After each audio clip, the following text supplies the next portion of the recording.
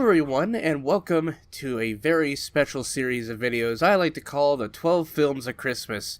And each day from December 13th to December 24th, we're going to be taking a look at 12 Christmas films. Now keep in mind, there are literally thousands of different Christmas films to look at, both good and bad, and also the Hallmark Channel.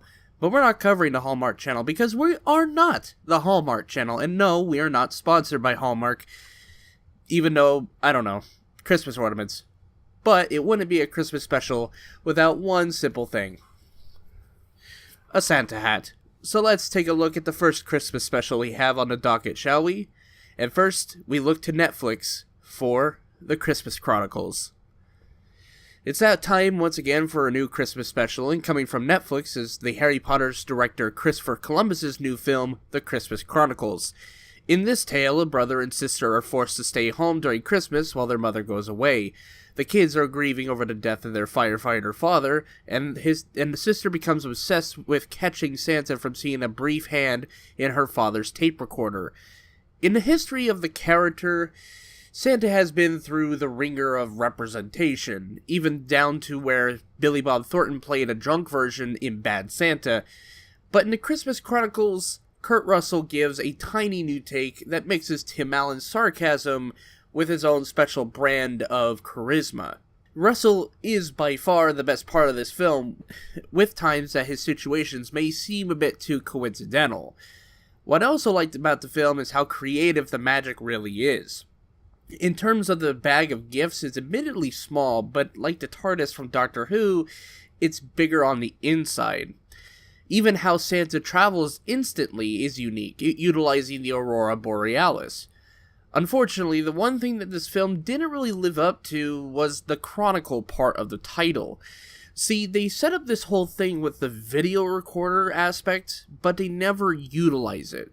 I mean, they use it maybe 2-3 times in the film, and by the end Santa Claus has this videotape from the camera, and it doesn't really make sense. I mean, we didn't really see the entire thing play out inside of the camera. There's only certain scenes that happen because the camera's on. Like, it's apparently they didn't record the entire event, so we're just left to assume that Santa only sees 3 different scenes that were ever taken on the camera.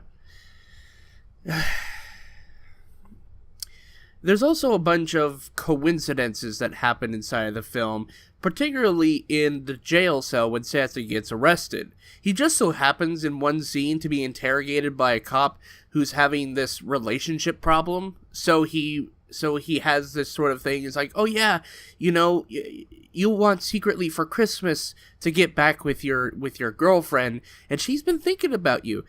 And then he gets put into a jail cell, which is obvious because what cop is going to believe him? But then it's coincidental that every single person in that jail cell that he's with is somehow a secret musician. So, really? A secret musician? I don't know. It's very coincidental, but the music's pretty good, though. I will say, the music's pretty good. The kids also are kind of good enough, I guess, with the brother giving probably one of the better performances, especially at the end with an ornament.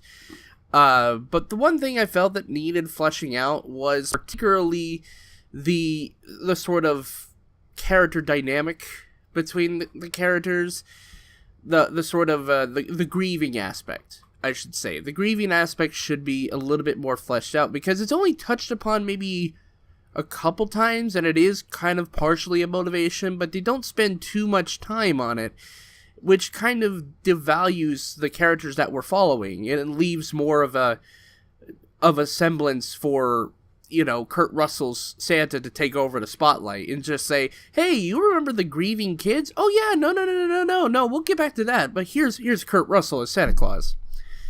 But suffice to say, Chris Columbus's new film is filled with the same magic that I kind of, you know, remember him by. I mean, this is the same guy who did Harry Potter. This is the same guy, I think he did the first Paddington film. You know, this guy knows how to do magical, whimsical films, and that's kind of all we need for Christmas. And it's not necessarily, a bad film, but it's a film that I think is just kind of enjoyably cheesy and corny. It's kind of like what anyone needs this time of year. So yeah, so I'm going to give The Christmas Chronicles a C+. Check back tomorrow for a brand new movie review, and I'll see you behind the scenes. Peace.